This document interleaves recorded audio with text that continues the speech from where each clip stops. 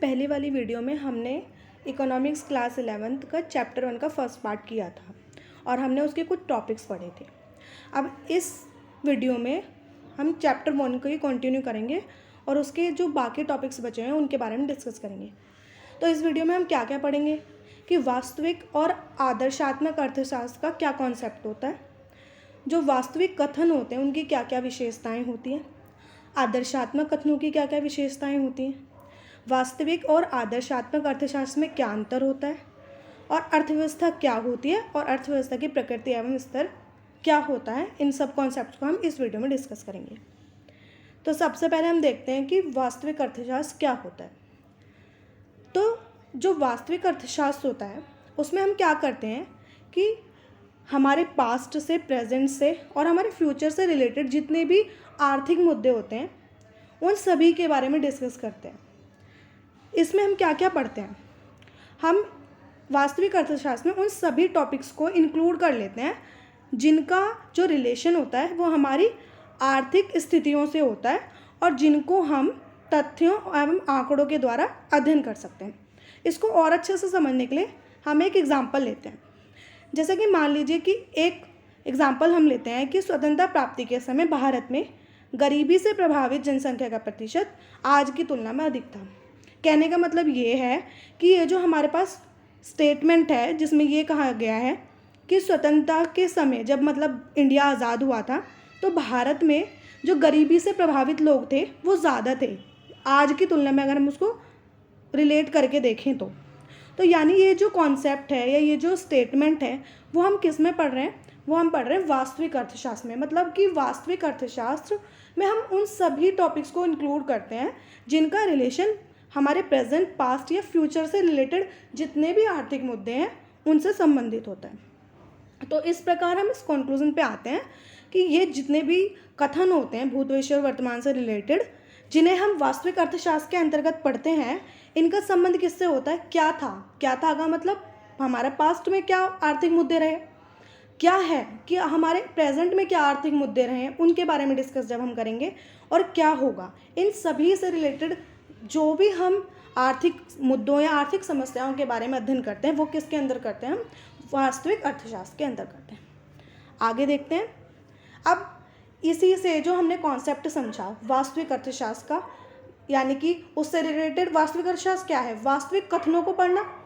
तो वास्तविक कथनों की विशेषताएं क्या हैं, तो उसी जो अभी हमने डिस्कस किया उसी से हम निकाल सकते हैं कि वास्तविक कथनों की क्या क्या विशेषताएं होती हैं।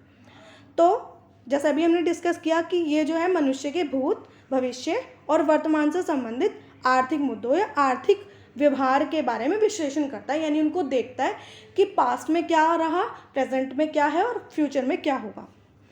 यह कथन भूत, भविष्य तथा वर्तमान से संबंधित आंकड़ों पर आधारित होते हैं कि पहले कितनी गरीबी रही, अब कितनी गरीबी है और आने वाले समय में कितनी गरीबी होगी। और इन कथनों की सत्यता को जांचा जा सकता है क्योंकि ये वास्तविक कथन है, क्योंकि इनके हमें प्रूफ्स मिलते हैं, हमें आंकड़े मिल जाते हैं, हमें पता चल जाता है कि जब भारत आज़ाद हुआ तब कितनी प्रतिशत गरीबी थी भारत में। तो हमें जब आंकड़े मिल जाते हैं तो आंकड़ों से हम क्या कर सकते हैं, हम ये देख सकते हैं कि ये जो भी बातें कही जा रही हैं, स्टेटमेंट्स कहे जा रहे हैं, वो सच है या नहीं है। और यह कथन जो है अर्थशास्त्रियों की राय या विचारों को प्रकट नहीं करते।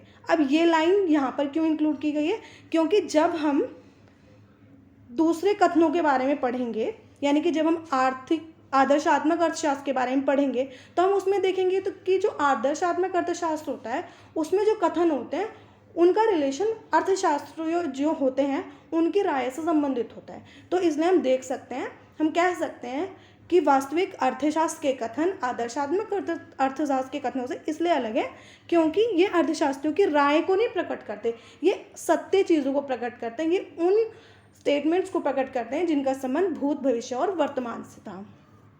आगे देखते हैं आदर्शात्मक अर्थशास्त्र। तो अभी हमने डिस्कस कर लिया वास्तविक अर्थशास्त्र के बारे में। तो अब हम देखते हैं कि आदर्शात्मक अर्थशास्त्र क्या होता है, यानी कि आदर्शात्मक अर्थशास्त्र में हम किन किन कथनों के बारे में पढ़ते हैं। तो इसमें यह क्या होना चाहिए से संबंधित है। क्या होना चाहिए से का मतलब, जैसे अगर हम एक एग्जांपल से समझें, महंगाई कम करने के लिए भाई जनसंख्या पर नियंत्रण, यानी कि हमें हमारी पॉपुलेशन को कंट्रोल करना चाहिए और जो हमारा प्रोडक्शन है चाहे फिर वो वस्तुओं का हो या सेवाओं का हो, उसमें वृद्धि करनी चाहिए अगर हम चाहते हैं कि महंगाई कम हो।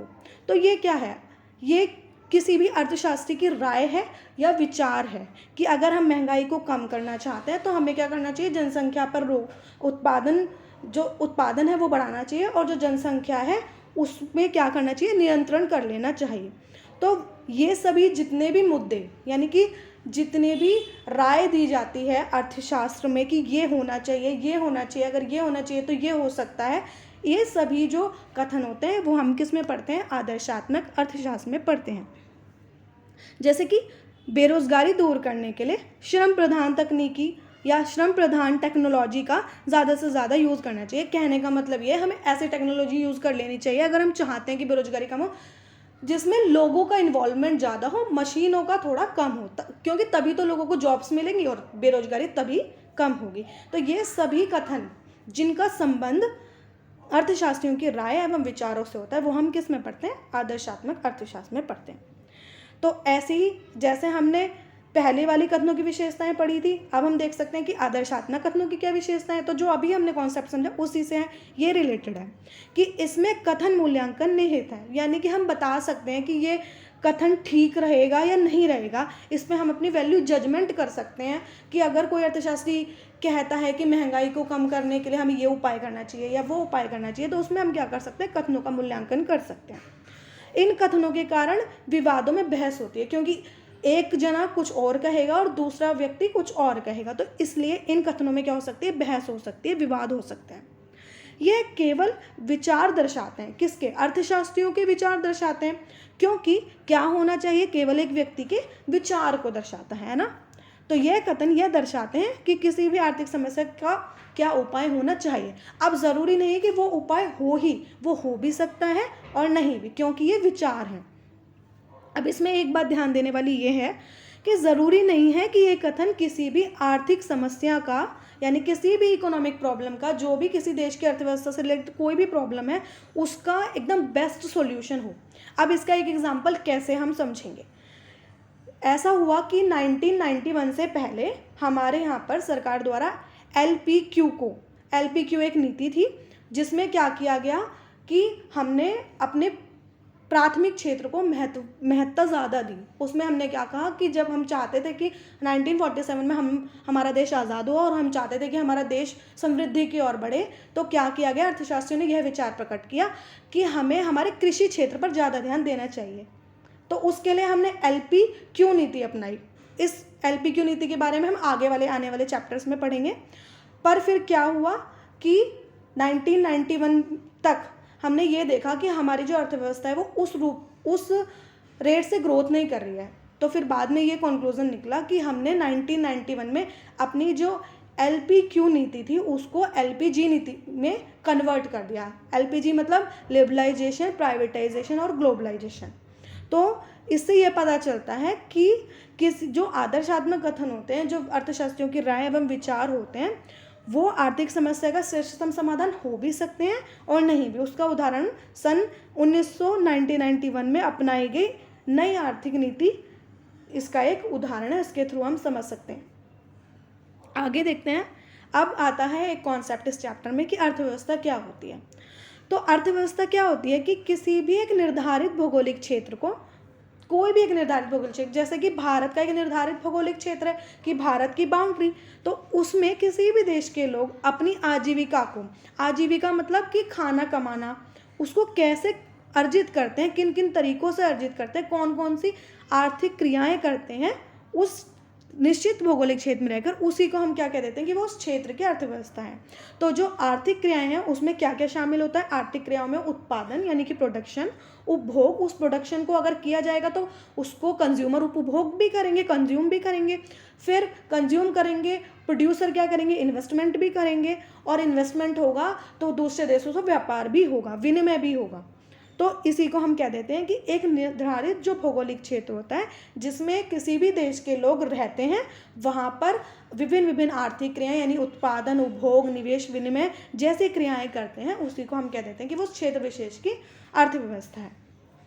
तो जैसे कि एक अर्थव्यवस्था में एक अध्यापक स्कूल जाते हैं अपनी रोजी रोटी कमाने के लिए, डॉक्टर अस्पताल जाते हैं, उद्योगपति अपने उद्योगों में जाते हैं तो वे विभिन्न विभिन्न आर्थिक क्रियाएं करते हैं और क्या अपनी रोजी रोटी कमाते हैं। तो वो किस पर, कहाँ पर कमाते हैं? वो एक निश्चित भौगोलिक क्षेत्र में रहते हुए ये सभी काम करते हैं और उसी निश्चित भौगोलिक क्षेत्र को हम क्या कह देते हैं कि वो उस देश की, अब वो एक अर्थव्यवस्था है। भारतीय अर्थव्यवस्था का मतलब क्या है कि भारत की घरेलू सीमा में जितनी भी उत्पादन इकाइयाँ हैं उन्हीं सभी को हम क्या कह देते हैं कि ये भारत की अर्थव्यवस्था है। अगर हम अमेरिका की बात करें तो वो अमेरिका के निश्चित भौगोलिक क्षेत्र को हम कह देंगे कि वो अमेरिका की अर्थव्यवस्था है, क्योंकि वहाँ पर उस क्षेत्र विशेष में रहकर वहाँ के लोग आर्थिक क्रियाएं करते हैं, उत्पादन, उपभोग, निवेश और विनिमय करते हैं। अब इसमें कॉन्सेप्ट एक और आता है कि अर्थव्यवस्था की प्रकृति और स्तर क्या है। तो अब ये दो कॉन्सेप्ट समझने के लिए हम क्या करेंगे कि एक एग्जाम्पल लेंगे। मान लीजिए कि सबसे पहले हम देखते हैं कि आर्थिक क्रियाओं की प्रकृति से हमारा क्या मतलब है। तो हमने देखा कि अर्थव्यवस्था क्या होती है कि एक निश्चित भौगोलिक क्षेत्र होता है जिसमें लोग रहते हैं और अपनी आजीविका अर्जित करते हैं। तो किसी भी अर्थव्यवस्था के दो मेन क्या होते हैं, तत्व होते हैं, यानी दो मेन कंपोनेंट्स होते हैं। वो कौन कौन से कंपोनेंट्स होते हैं? सबसे पहले आर्थिक क्रियाओं का नेचर क्या है। आर्थिक क्रियाएं यानी कि जो भी हमने डिस्कस किया, उत्पादन, उपभोग, निवेश और विनिमय, उनका नेचर क्या है और आर्थिक क्रियाएं किस स्तर पर हो रही हैं, उससे हम डिसाइड कर देंगे कि उस क्षेत्र विशेष की अर्थव्यवस्था कैसी है। अब हम आगे देखते हैं कि ये कैसे डिसाइड करते हैं। देखिए, आर्थिक क्रियाओं की प्रकृति से क्या मतलब होता है कि अर्थव्यवस्था की प्रकृति का पता चलता है, यानी कि किसी क्षेत्र विशेष में जैसी आर्थिक क्रियाएं होंगी हम कह देंगे कि उस अर्थव्यवस्था की प्रकृति भी वैसी है। अब फॉर एग्जांपल हम जानते हैं कि अर्थव्यवस्था में जो क्रियाएं होती है उसे 3 लेवल में बांटा गया है, प्राइमरी, सेकेंडरी और टेरिटरी। यानी कि प्राइमरी में क्या आ जाता है, कृषि क्षेत्र, दूसरे में क्या आ जाता है, विनिर्माण क्षेत्र, विनिर्माण उद्योग, और तीसरे में सेवा क्षेत्र। तो अगर मान लीजिए हम एक ऐसे गांव का उदाहरण लेते हैं जहां पर कृषि ज़्यादा से ज़्यादा होती है, वो कृषि प्रधान लोग रहते हैं, वहाँ पे बहुत ज़्यादा लोग कृषि करते हैं, तो हम इससे ये निष्कर्ष निकाल पाएंगे कि वहाँ की जो अर्थव्यवस्था है उस गाँव की, वो एक कृषि प्रधान अर्थव्यवस्था है। तो इससे हमें क्या पता चला, हमें पता चल गया कि भाई अर्थव्यवस्था की प्रकृति कैसी है। अर्थव्यवस्था की प्रकृति कृषि प्रधान है, यानी कि ज़्यादा से ज़्यादा लोग प्राथमिक क्षेत्र में लगे हुए हैं, प्राथमिक क्षेत्र यानी कृषि कार्य में लगे हुए हैं। तो इससे हमें पता चलता है कि पहला तत्व हो गया कि अर्थव्यवस्था की प्रकृति, और वो किससे हमें पता चलती है, वो हमें पता चलती है वहाँ के लोग किस प्रकार की आर्थिक क्रियाओं में ज़्यादा से ज़्यादा लगे हुए हैं। दूसरा, यदि हम बात करें कि अर्थव्यवस्था का स्तर कैसा है, तो अगर हम एक एग्जांपल के थ्रू समझें। अब मान लीजिए हमें ये तो पता चल गया कि एक गांव था और उस गांव में ज़्यादा से ज़्यादा लोग कृषि करते थे। फिर अगर हम और देखें तो हमें उसमें पता चलता है कि उस गांव के अधिकांश जो किसान हैं वो अमीर हैं और बड़े बड़े पैमाने पर उत्पादन क्रियाएं करते हैं।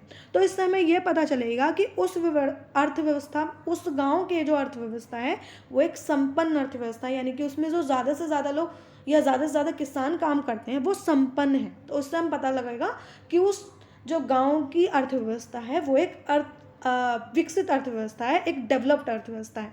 तो ये हमें पता चल गया कि उस अर्थव्यवस्था का स्तर क्या है। तो प्रकृति हमें किससे पता चलेगी, आर्थिक क्रियाओं से, और स्तर हमें किससे पता चलेगा कि किस स्तर पर लोग जो है वहाँ के काम कर रहे हैं। तो इस तरह से यह वाला हमारा कॉन्सेप्ट क्लियर होता है। तो अभी हमने इस वीडियो में डिस्कस किया चैप्टर 1 का पार्ट 2, आगे के जो टॉपिक्स थे हमारे बचे हुए थे। अब इस चैप्टर में एक टॉपिक और रहता है और उसके बाद फिर अगली वीडियो में हम उस टॉपिक को कवर करेंगे और उससे रिलेटेड कुछ MCQs हम देखेंगे ताकि हमारा ये जो पूरा चैप्टर है वो रिवाइज हो जाए। तो आई होप कि आपको ये चैप्टर समझ में आया होगा। बाकी बातें हम आने वाली वीडियोज़ में डिस्कस करेंगे। Thank you so much.